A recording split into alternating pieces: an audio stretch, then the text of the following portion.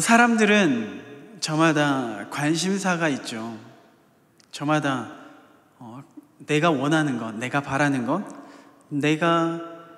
나에게 끌리는 무엇인가가 있습니다. 저는 여러 가지 중에서 특히 좋아하는 것이 있다면은 운동을 좋아하는데요. 딱 제 얼굴을 보면은 운동을 좋아하겠구나, 이게 답이 나오죠. 얼굴이 동그래서 축구도 좋아하고 야구도 좋아하고 테니스도 좋아합니다.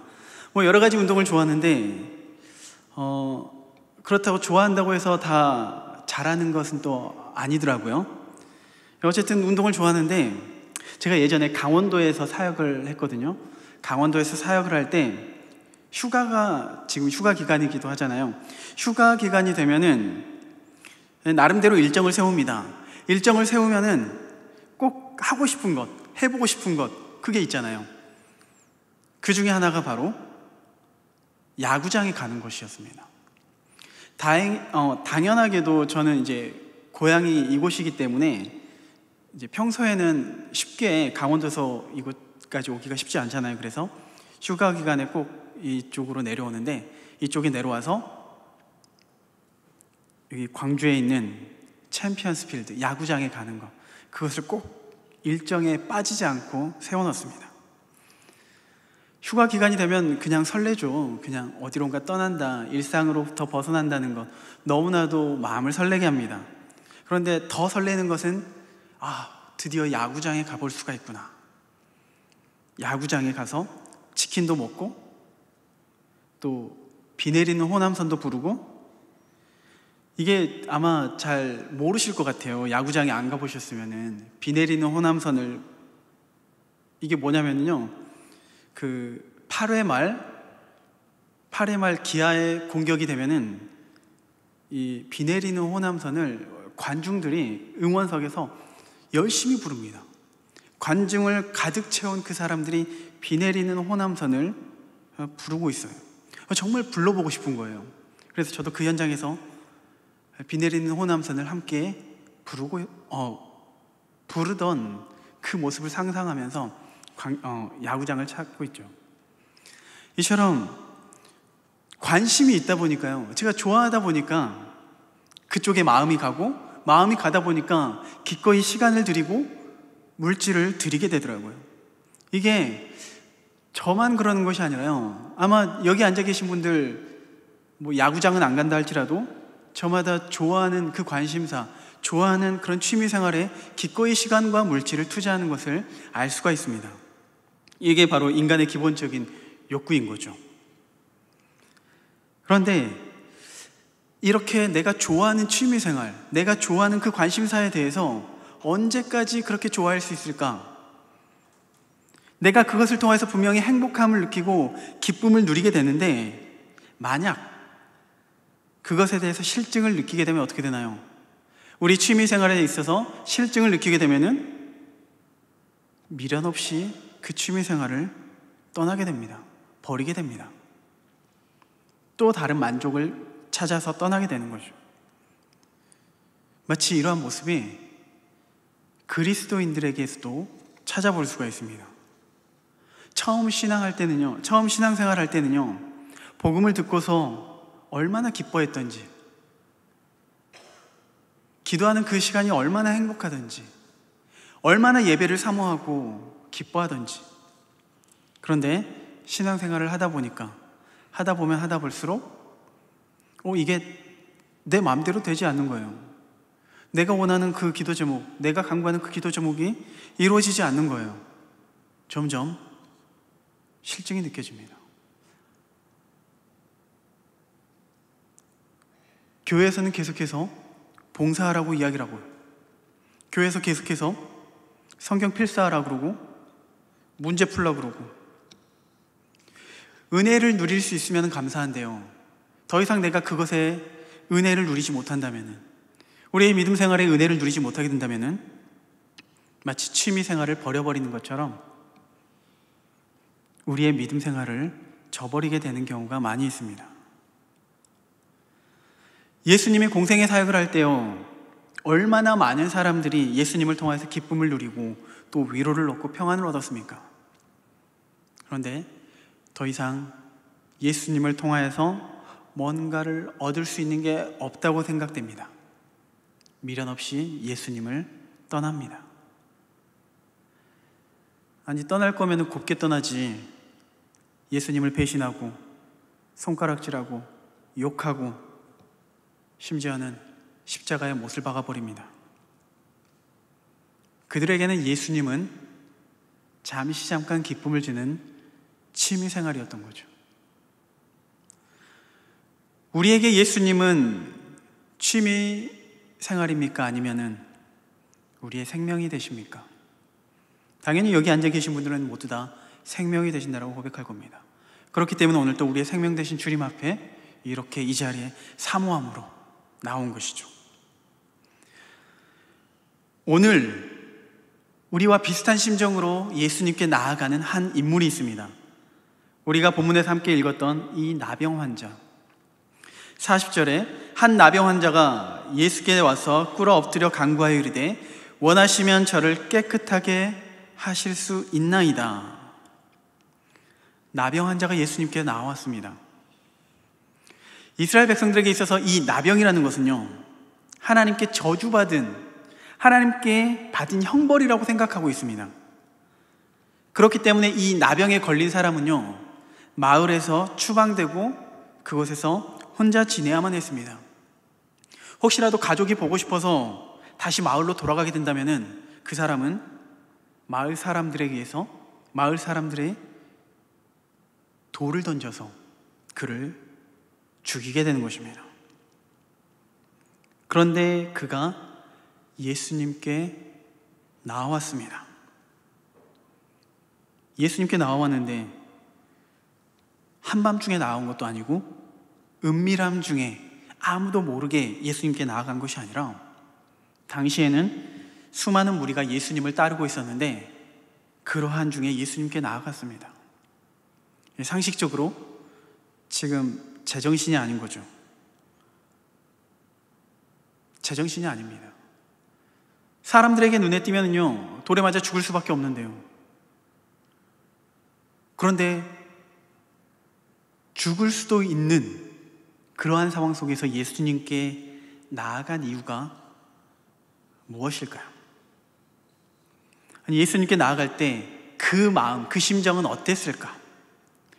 이제 좀 예수라는 사람이 소문이 각처에 들리니까 나도 좀 한번 만나볼까? 아니면은 지금 나는 이 나병 때문에 고생하고 있는데 혹시 나병을 고쳐줄 수 있을까? 고쳐주면 고맙고 아니면 말고, 이러한 생각으로 예수님께 나왔을까요?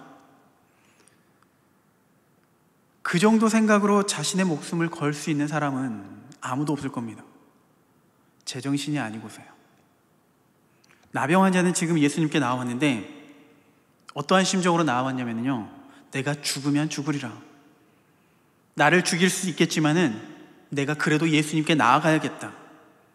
이러한 결단으로 예수님께 나아간 것입니다. 아마 지금 코로나 때문에 우리가 이제 다시 예배가 정상적으로 회복되어지고 있는데요, 전화 신방을 하다 보면은 또 우리가 신방을 통하여서 우리 권사님들과 또 집사님들과 이야기를 하다 보면은 코로나가 무슨 대수라고 우리를 예배를 못 드리게 하십니까? 이런 이야기를 많이 들어요. 어쩌면 그들의 심정이, 우리 권사님들의 심정이, 내가 죽더라도 내가 예수님께 나와서, 하나님께 나와서 예배를 드리고 싶습니다. 그러한 심정이지 않을까요? 그런데 우리가 그럼에도 불구하고 그러한 마음을 알지만 교회에 나오지 못하게 한 이유는 혹 우리 때문에, 우리는 괜찮지만 우리 때문에 다른 사람이 피해를 입을까? 그러한 염려 때문에 우리가 예배를 통제했던 것이죠. 어쨌든 이 나병 환자의 그 마음이, 나는 죽어도 괜찮습니다, 나는 예수님께 나아가겠습니다, 그러한 심정으로 예수님께 나아갔던 것입니다. 오늘 우리의 심령이 다시 한번 그러한 마음으로 하나님께 나아갈 수 있기를 소망합니다. 물론 우리뿐만이 아니라 아직 빈자리가 많이 있잖아요. 물론 그들의 상황이 어렵고 힘들기 때문에 어쩔 수는 없지만 우리 광주중앙교회 모든 성도들이 이 나병 환자와 같은 마음으로, 이곳에 앉아 계신 여러분들과 같은 마음으로 함께 나아갈 수 있기를 간절히 소망합니다. 오늘 본문을 이해하기 위해서는 이 나병이라는 이 나병에 대해서 조금 더 우리가 이해할 필요가 있는데요. 나병, 오늘날 우리는 이 나병을 한센병이라고 이야기를 하죠. 한센병. 그런데 성경에서 말하는 이 나병은 지금의 한센병과는 조금 다릅니다. 이 성경에서 말하는 나병은요, 한센병뿐만이 아니라 광범위한 유형의 그 전염성을 띠고 있는 그런 심각한 피부병을 지칭하는 그러한 병명입니다. 그리고 앞서 이야기했던 것처럼 이 나병은 하나님의 형벌, 하나님의 징계라고 생각했던 것이죠. 구약에 욥이라는 사람이 있습니다. 신실한 욥. 그런데 어느 날 온몸에 종기가 났습니다. 가려움 때문에 막 기왓장을 가지고 몸을 긁어대는, 역시 나병의 일종이죠. 이 욥이 무엇 때문에 이렇게 나병이 걸렸냐면은 사단에 의해서, 사단의 시험으로 인하여서 걸린 질병인데, 그때 그 모습을 본 욥의 친구들이 뭐라고 이야기를 하냐면은 너의 죄 때문에, 너가 하나님께 회개하지 않았기 때문에 하나님께서 주신 형벌이다, 이렇게 이야기를 하는 거예요. 욥의 친구들은 지금 욥의 상황을 모르기 때문에 그렇게 이야기를 한 거지만, 그 밑바탕에는 나병은 곧 하나님께서 허락하신 형벌, 곧 죄와 관련이 있다는 것을 의미합니다. 레위기에서도 이 나병에 대해서 이야기를 하는데요, 나병이 의심이 되면은 제사장에 나아가서 진찰을 받아야 합니다. 진찰을 받고서 일주일간 자가격리를 합니다. 그가 음성인지 양성인지, 그리고 음성으로 판정이 되면은 또 다시 일주일간을 더 지켜봅니다. 오늘날 우리가 하고 있는 그 자가격리가 이미 성경에서 하고 있더라고요.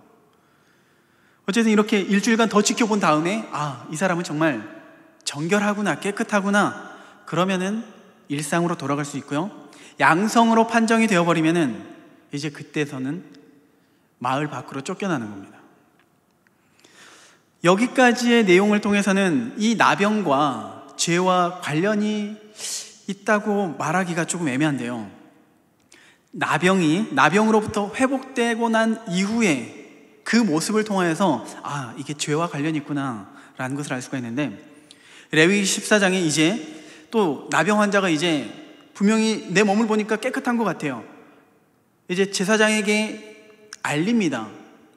제사장이 알리면은 이제 제사장은 그 나병 환자에게 가서 살펴보겠죠. 이것저것 점검해 봅니다. 그리고 깨끗한 것 같으면은 또다시 거기서부터 일주일간 자가격리하고 괜찮아지면은 이제 너는 깨끗하게 나았다라고 선포를 하는데, 그리고 나서 온전히 깨끗한 이후에 행하는 제사가 있습니다.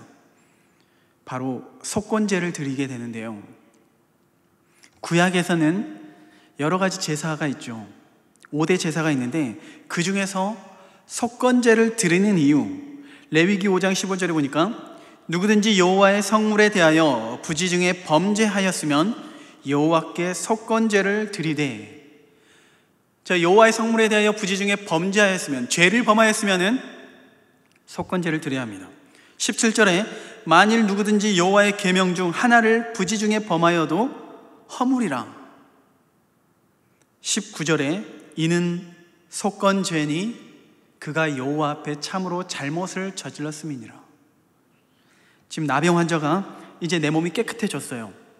그리고 제사를 드리는데 어떤 제사를 드리냐면은 내가 하나님께 범죄하였습니다 라는 것을 인정하는, 그리고 하나님께 용서를 구하는 그러한 제사를 드려요. 속건제를 드렸다는 것은 내가 하나님 앞에 죄인이라는 것을 고백하는 것입니다. 이 나병은 성경에서 어떤 질병의 종류로 다루는 것이 아니라 죄의 종류로, 죄의 한 일부분으로서 우리에게 이야기를 하고 있는 것입니다. 성경 기자가 그러면은 오늘 이 마가복음을 기록한 이 성경 기자가 이 나병 환자의 그 안타까움, 그 한 사람의 극률하게 여기시는 예수님의 모습을 그리기 위해서 성경을 기록한 것일까요? 물론 예수님께서는 극률한 마음으로 환자를 위해서, 아픈 영혼을 위해서 극률하게 여기시는 그 마음 분명히 가지고 계십니다. 그런데 그것 때문만은 아닌 것입니다. 저자가 오늘 이 나병 환자의 병 고침, 그 과정을 통해서 우리에게 보여주고 싶은 것이 있습니다. 초대교회에게 환난 가운데 힘들어하고 있는 그 하나님의 백성들에게 보여주고 싶은 것이 있습니다. 이 나병 환자가 상징하는 것, 앞서 이야기했던 그 토대로 이 나병 환자의 모습이 곧 죄를 지은 인간의 모습을 보여주는 것이죠. 다시 말해서 오늘 기록된 이 나병 환자의 모습이 우리의 모습이라는 겁니다. 그리고 우리가 본래 이 나병 환자와 같은 삶을 살아야 한다는 것을 이야기하는 것입니다. 우리는 어떤 삶을 살아야 했을까요? 본래 우리가 어떠한 삶을 살아야 하는 것이 마땅한가? 다시 나병 환자의 삶을 돌아보면요, 나병 환자가 확진 판정을 받게 되면은 그가 취해야 할 행동이 있습니다. 레위기 13장 44절에서 45절인데요. 우리 한 목소리를 읽겠습니다. 나병 환자는 옷을 찢고 머리를 풀며 윗입술을 가리고 외치기를 부정하다 부정하다 할 것이요 병 있는 날 동안은 늘 부정할 것이라. 그가 부정한즉 혼자 살되 진영 밖에서 살지니라. 나병에 걸리면 마을 밖으로 쫓겨나는 것인데, 쫓겨나기 전에 무엇을 해야 되냐면은 옷을 찢고 머리를 풀어야 되는 겁니다. 자, 팔레스타인에서 옷을 찢고 머리를 푸는 행위, 언제 이러한 행위를 하냐면은 죽은 자를 애도할 때 취하였던 행동입니다. 이 나병이 그렇습니다. 많은 사람들 앞에서 나는 부정합니다 이렇게 외치고 죽은 자처럼 살아가는 것이 이 나병 환자의 모습인 것입니다. 죽은 자의 삶은 어떨까요? 사랑하는 가족과의 관계가 끊어집니다. 친구들과 이웃들과 사람들과의 모든 관계가 끊어지게 되어 있습니다. 또한 그것뿐만이 아니죠. 나병 환자는 부정하기 때문에 하나님과의 관계도 끊어져 버립니다. 다시 말해서 육신으로도 죽은 자가 되는 것이고 영적으로도 죽은 자가 되는 것입니다. 이것이 바로 나병 환자의 삶이고 죄를 지은 우리 인간의 모습이라는 것입니다. 영원토록 춥고 외롭고 쓸쓸한 곳에서 고통을 받아야 했던 것입니다. 그렇다면 나병이 걸린 이 사람이 무엇을 할 수 있을까요? 이 사람이 할 수 있는 것이 무엇이 있을까? 영적 나병에 걸린 죄인들은 무엇을 해야 되는가? 오늘날 나병은, 아까 이야기했던 그 한센병은 더 이상의 불치병은 아니죠. 1980년대까지만 하더라도 이 병은 본래 불치병으로 여겨졌습니다. 이 병에 걸리면 더 이상 소망이 없는 그런 병이었습니다. 2000년 전에는 어땠을까요? 그리고 그보다 훨씬 이전인 구약시대는 어땠을까요? 앞서 레위기에서 나병 환자가 회복되었을 때 속건제를 드려야 한다고 했으니까 분명히 어떤 치료 방법이 기록되어져 있지 않을까라고 기대할 수 있는데, 성경 어디에도 이 나병에 대한 치료법이 기록되어져 있지 않습니다. 그렇다면 이 나병 환자가 할 수 있는 것은 무엇일까요? 이 나병 환자가 할 수 있는 것, 죄를 지은 죄인이 할 수 있는 것은 무엇일까요? 쓸쓸한 곳에서 하나님께 기도하는 것뿐입니다. 주님, 나를 불쌍히 여겨주세요. 하나님께 전심으로 회개하는 것, 그것은 죄이니까 하나님, 나의 죄를 용서하여 주세요. 그 회개하는 심정이 어땠을까요? 하나님께 긍휼을 구하는 그 마음이 어떠했을까요? 지금 그 마음으로, 그때 그 마음으로 오늘 나병 환자가 예수님께 나아간 것입니다. 그냥 한번 가볼까? 이러한 것이 아니라 당장에 내가 죽을 수도 있지만 그럼에도 불구하고 반드시 예수님께 나아가겠다. 그리고 예수님은 내가 그에게 나아갈 때, 내가 전심으로 회개하며 나아갈 때 나를 반드시 회복시켜 주시는 분이시라는 것을 그가 믿었던 것입니다. 그렇기 때문에 생명을 걸고 나갔는데, 자, 여기서 믿음에 대해서 이야기를 했는데요, 이 나병 환자가 그러면은 어떻게 그가 믿음으로 나아갔는지 우리가 알 수가 있을까요? 그가 믿음으로 나아갔는지 아니면은 다른 어떤 목적으로 나아갔는지 어떻게 알 수 있을까?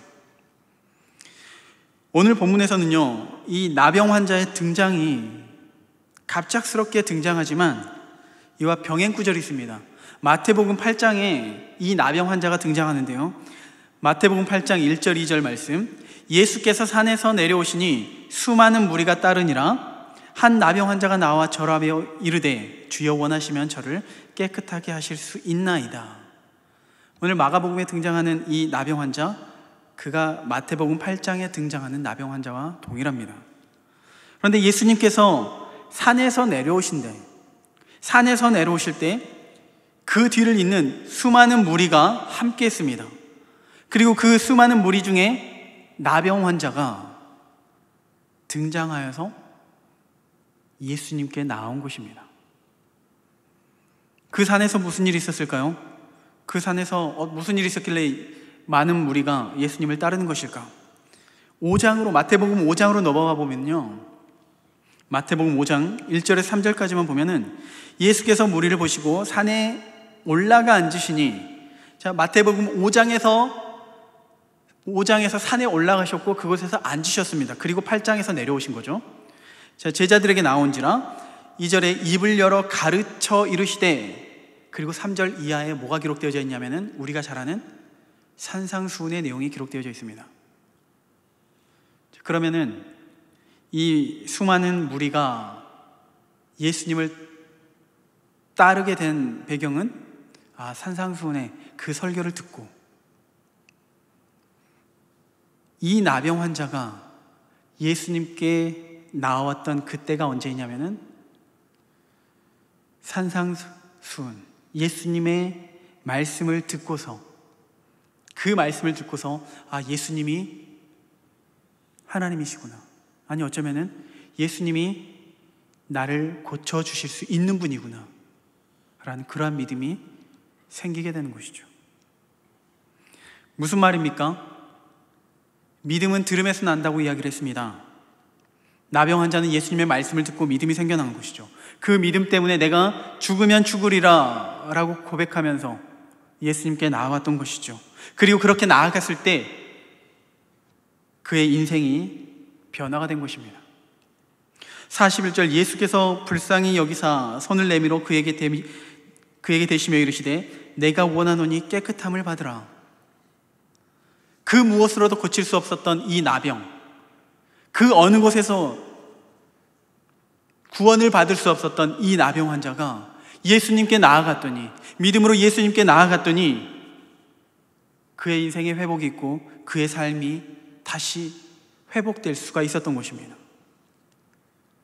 그리고 그렇게 믿음으로 나아갈 때 그 예수님이 누구인지 깨닫게 되어지는 것이고, 그 예수님이 우리를 얼마나 사랑하신다는 것을 알게 되어지는 것입니다.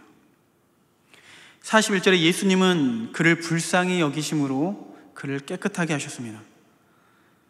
그런데 불쌍하게 여기다라는 이 한글 표현이요, 제가 이 말씀을 읽을 때 너무 쉽게 넘어갔던 부분이 아닌가 생각하는데요, 예수님께서 불쌍하게 여기신다, 이거는 누구나 할 수 있는 것 아닌가요?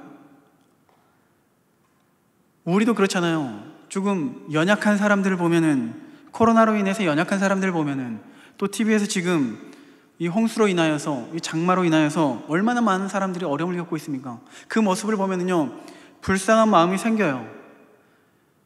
그런데 제 안에 드는 그 불쌍한 마음이 자꾸만 그 예수님께서 불쌍하게 여기신다라는 그 마음과 오버랩이 되면서 예수님께서 불쌍하게 여기신다, 긍휼하게 여기신다는 그 마음이 너무 쉽게만 느껴지는 거예요. 근데 예수님께서 불쌍하게 여기신다는 이 표현은요, 이 원어로 보게 되면은 그 마음이 어떤 마음이냐면은, 이 원어로 보면은 불쌍하기 때문에 내장이, 그 우리의 창자가 찢겨질 정도로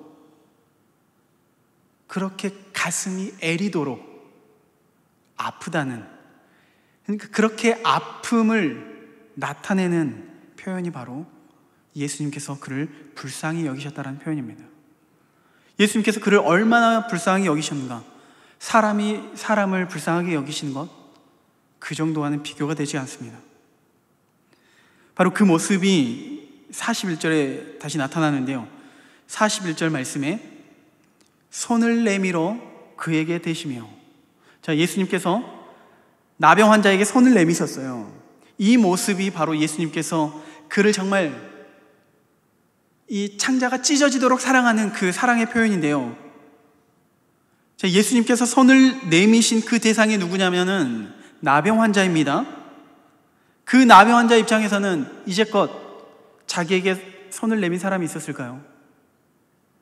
그 누구도 나병 환자에게 손을 내민 적은 없습니다. 심지어 그의 부모라 할지라도 손을 내밀 수가 없습니다. 왜냐하면 손을 내미는 순간, 그와 접촉하는 순간, 그때로부터 그 부모 역시 부정해지게 되는 것이고 마을 밖으로 쫓겨나게 되기 때문에요. 붙잡아 줄 수가 없습니다. 예수님은요, 충분히 말씀만으로도 그를 고쳐주실 수가 있는 분이시잖아요. 그런데 일부러 손을 내미시고 그의 손을 붙잡아 주시는 거예요. 그리고서 손을 붙잡아 주시고 그를 고쳐주십니다. 이제까지 경험해 보지 못했던 그 사랑을 바로 이 나병 환자가 경험하게 되는 것입니다. 내가 믿음으로 예수님께 나아갔더니 이제껏 세상에서 누려보지 못했던 그 따스한 사랑을 이 나병 환자가 누리게 되는 것입니다. 그런데 이러한 사랑의 표현보다 더 극한 사랑의 표현이 있습니다. 이것도 충분히 정말 놀라운 사랑인데 그보다 더 극한 사랑의 표현, 예수님께서 나병 환자의 손을 잡으심으로 예수님 역시 부정해지게 되는 것입니다. 나병 환자의 손을 잡았기 때문에 예수님도 똑같이 부정해지게 되는 것입니다.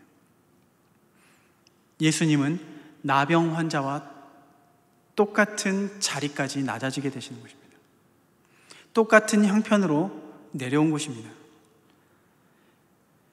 예전에 어떤 목사님께서 그런 이야기를 해주시더라고요. 본인의 이제 신방 간증에 대해서 이야기를 하셨는데, 어떤 가정에 하나밖에 없는 정말 귀한 아들이 군대를 보내게 됐습니다. 그러다 보니까 이 하나밖에 없는 그 아들 얼마나 걱정이 되겠습니까? 그래서 그 목사님은 그 가정에 신방하여서 위로를 합니다. 말씀으로 위로합니다. 괜찮을 겁니다. 잘 이겨낼 겁니다. 그런데 정작 그 위로를 받고 힘을 얻어야 할 그 부모님은 위로가 안 되더라는 겁니다. 목사님의 그 말씀을 듣고 위로가 안 된대요. 이 목사님도 도대체 왜 그럴까? 무엇이 문제였을까? 나중에 깨닫게 되는 거죠. 나중에 훗날 목사님의 아들을 군대에 보내보니까, 목사님께서 직접 그 자신의 귀한 아들을 군대에 보내보니까 그때서야 그 부모의 심정이 이해가 되더라는 겁니다. 예수님께서요, 죄가 없으신 분인데요, 이 땅에 오셨습니다. 본래는 찬송과 영광을 받기에 합당하신 분이신데요,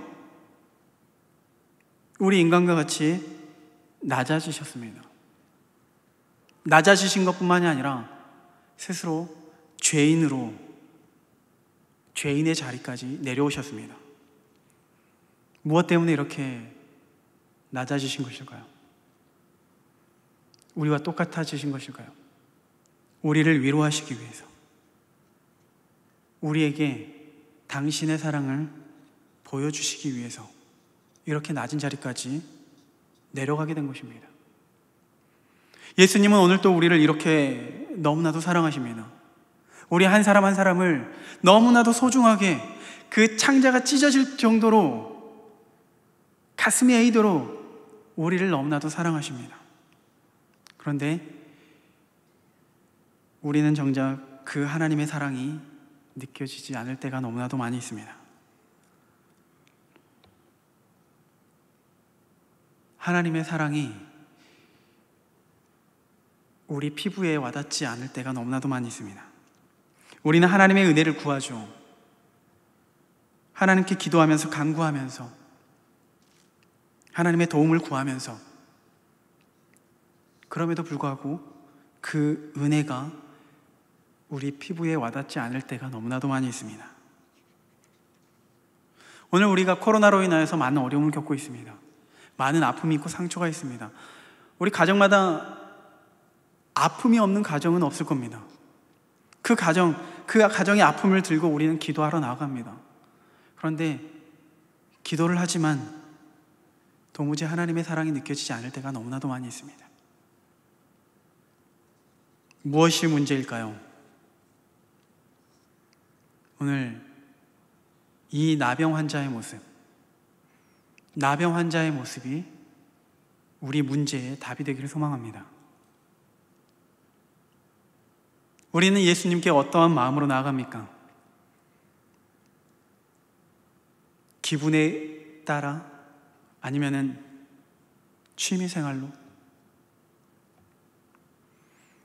나병 환자가 예수님으로부터 정결함을 받을 수 있었던 것은 그가 믿음으로 나아갔기 때문에, 그가 온 마음을 다하여 나아갔기 때문에. 오늘 우리도 마찬가지입니다. 오늘 우리도 주님 앞에 나아갈 때 우리의 전심전력을 다하여 나아가야 합니다. 예수님께 나아가야지 비로소 우리가 생명을 얻을 수 있다는 것을 인정하고, 예수님께 나아가야지만이 우리의 삶이 회복될 수 있다는 것을 인정하고, 이 나병 환자와 같이, 혹 누군가 나를 핍박할지라도, 누군가 나에게 돌을 던진다 할지라도 내가 죽으면 죽으리라, 그러한 심령으로 주님께로 나아갈 때 우리는 하나님의 은혜를 누릴 수 있게 되는 것입니다. 이제 우리가 회복해야 할 때입니다. 회복하는 과정 가운데 놓여 있습니다. 그러나 그 회복은 우리가 잠잠히 있다고 해서, 시간이 흐른다고 해서 저절로 회복되어질 수는 절대 없습니다. 시간이 모든 것을 해결해 줄 수는 없습니다. 우리가 믿음으로 나아갈 때, 말씀으로 나아갈 때, 전심으로 나아갈 때, 그제서야 우리의 심령이, 우리의 삶이, 우리의 인생이, 우리의 영혼이 회복되어지는 것입니다. 이러한 은혜가 우리 사랑하는 모든 성도들에게 있기를 간절히 소망합니다.